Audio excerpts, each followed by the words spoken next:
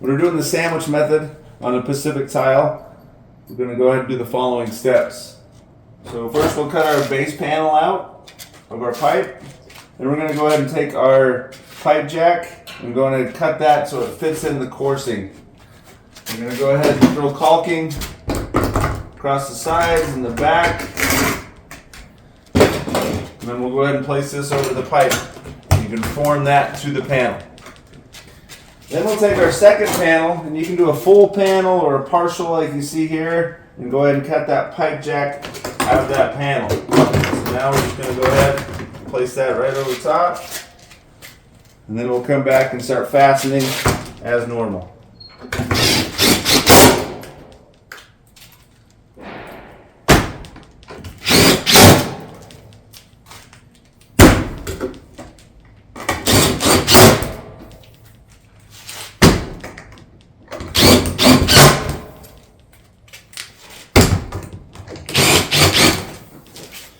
Then we'll go ahead and come back, take our caulking, we'll go ahead and caulk around that pipe jack,